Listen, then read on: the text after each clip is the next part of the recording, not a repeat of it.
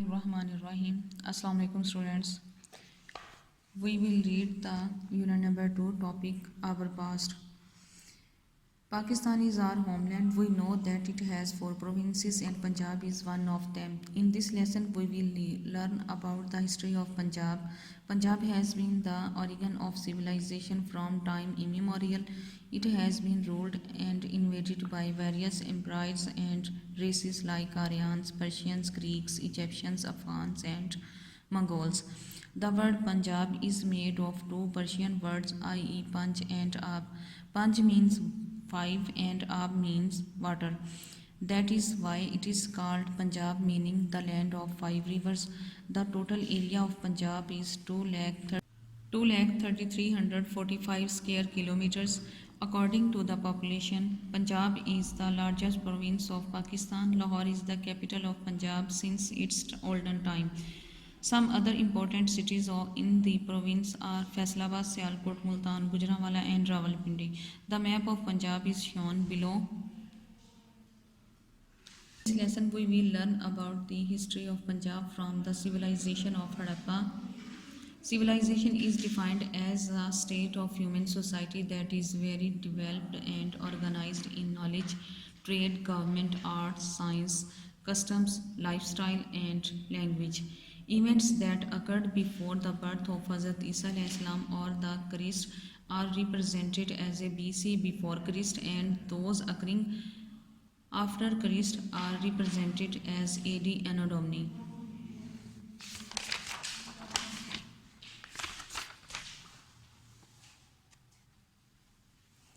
Muhammad bin Qasim. Muhammad bin Qasim was born in 695 AD. He was the nephew of Hajjaj bin Yusuf, the governor of Yemen. He is known as the first Mughal conqueror of India. He conquered the Sindh and Punjab regions along the Indus River. He invaded a seaport in Sindh named Dabal because a Muslim ship was looted by pirates and women and children were arrested. When Hajjaj bin Yusuf came to know about it, he asked Raja Tahir to release the captured Muslims. Raja Tahir replied that he had no control over the pirates. Hajjaj bin Yusuf sent an army under the command of Muhammad bin Qasim. He defeated Raja Tahir in 712 AD. He continued his campaigns and captured the areas up to Multan. His good behavior towards non-Muslims made him popular. He allowed non-Muslims to lead their lives according to their religions and teachings. A great number of people accepted Islam due to his kind behavior. Muhammad bin Qasim died in 715 AD at the age of 20. Regime of Sultan Mahmud Ghaznavi.